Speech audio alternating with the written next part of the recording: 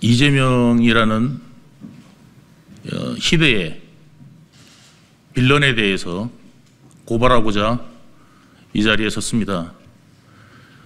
이 사람을 위해서 제가 책에서 썼던 표지 그림이 바로 마리오네트입니다. 수많은 마리오네트가 이재명을 위해서 존재했었고, 이 마리오네트 중에서도 몇 분들은 스스로 목숨을 끊는 사태까지 벌어지기에 이르렀습니다. 지금도 많은 마리오네트가 만들어지고 있습니다.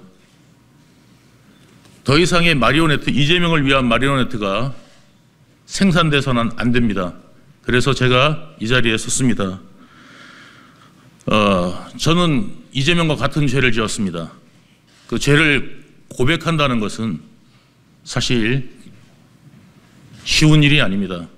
그렇지만 제가 죄를 고백해야지만 더 이상의 마리오네트가 생산되는 것을 막을 수 있다고 생각했기 때문에 용기를 내서 이 자리에 서게 된 것입니다.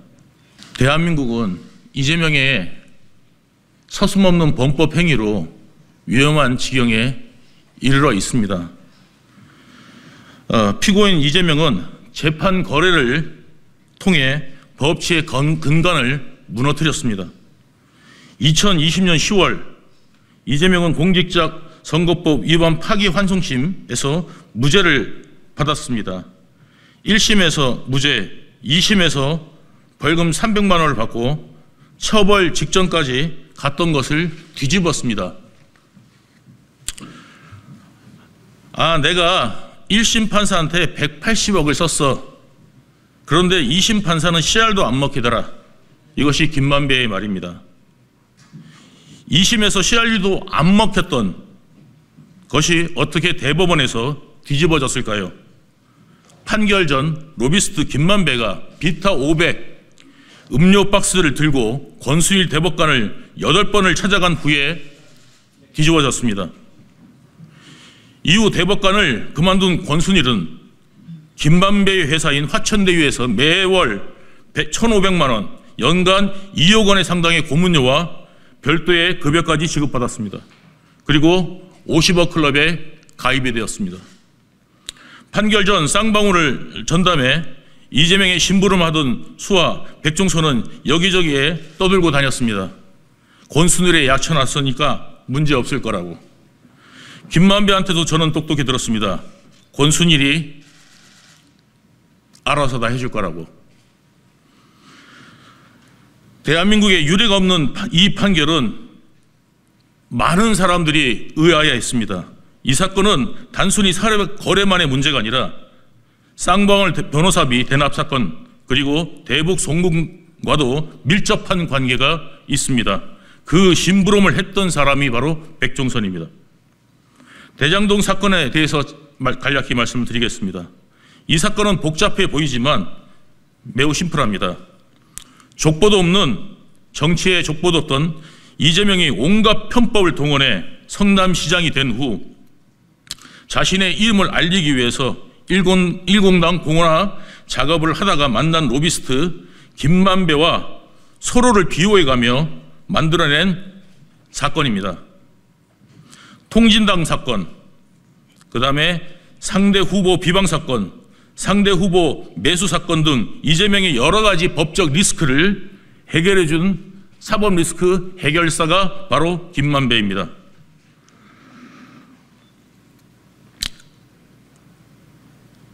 이 김만배와 의기투합해서 정치자금을 만들려고 했던 사건이 바로 대장동 사건입니다. 그 전에 사업자였던 남욱이 잘리고 김만배가 이 사업권의 주도권을 쥔 이유가 바로 그 이유입니다.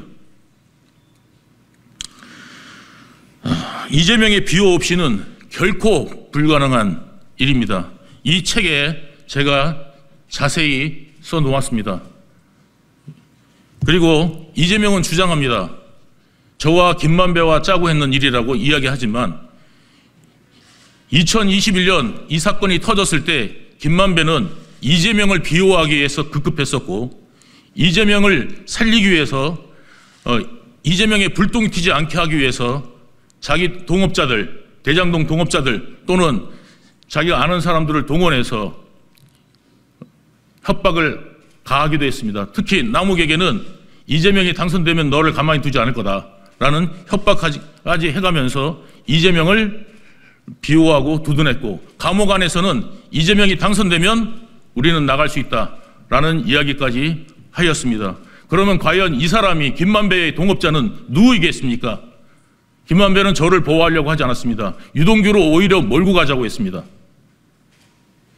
그리고 2021년에 저는 김만배와 통화하지 않을 때 이재명의 측근 정진상은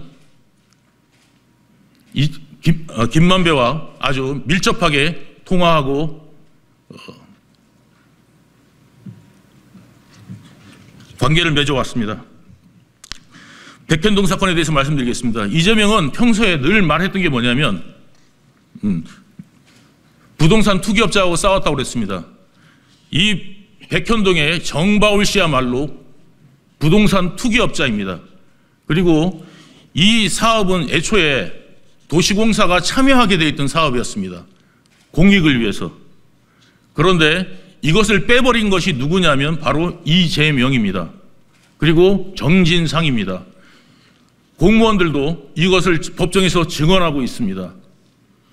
그리고 이 정바울이라는 사업자가 수천억의 이득을 취할 수 있었던 이유도 이재명의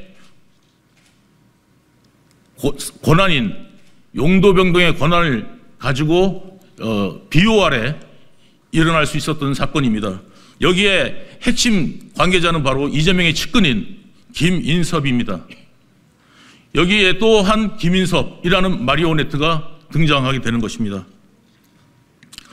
이것을 저는 이재명한테 들었습니다. 우리 공사가 저도 모르는 사이에 빠져있는 상태를 확인하려고 이재명한테 물어봤습니다. 저희 공사 빠진 거 아시냐고 물었더니 이재명은 저한테 이렇게 대답했습니다. 너 빠진 지가 언젠데 그거 아직도 몰랐냐고. 인섭 형님하고 진상이하고 이야기돼가지고 그렇게 된 걸로 알고 있는데 하면서 좀 당황해했습니다. 제가 나와가지고 정진상한테 이재명한테 이야기했던 내용들을 이야기를 하니까 정진상은 저한테 크게 대노하면서 그거를 왜 시장한테 물어봤느냐고, 아직까지도 그것도 몰랐냐고 하면서 오히려 되레 저에게 화를 낸 적이 있었습니다. 이랬는데도 불구하고 이재명은 몰랐다고 주장을 하고 있는 지금 상황입니다. 이재명은 애초에 이 사업이 시작할 때도 인섭이 형 하는 거니까 신경 써주라는 이야기까지 했었습니다. 그런데 저희도 모르는 사이에 김인섭이 정바울의 요구에 의해서 저희 도시공사가 빠지게 된 것이었던 것입니다. 이렇게 부동산 투기업자의 청탁에 다 들어주면서 불구하고 지금까지도 아직도 부동산 투기업자하고 자기는 평생 싸웠다고 뻔뻔하게 이야기하는 것이 바로 이재명의 지금 현재의 얼굴입니다. 지금까지 제가 말씀드린 이 세 가지 사건의 내용은 복잡하지 않지만 내용을 들여다보면 대한민국의 시스템을 붕괴할 수 있는 온갖 수법들이 동원되어 있습니다.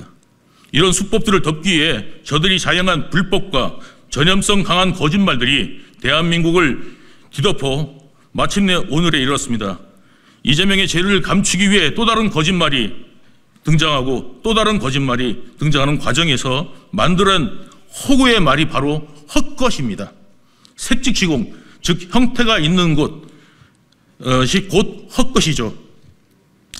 이재명은 자신의 범죄를 덮기 위해 날마다 새로운 것을 만들어내는 거짓들, 헛것입니다. 거짓말하고 협박하고 놀리고 비방하고 덮어씌우고 공작하고, 더는 놀랍지도 않은 이재명의 범죄 혐의들, 우리가 지쳐서 체념한다면 이 나라 대한민국이 무너집니다. 체념은 나쁜 행동을 동조하는 것과 다르지 않습니다. 정신 바짝 차리고 어떻게 해야 할지 생각해 주십시오. 그리고 심판해 주십시오.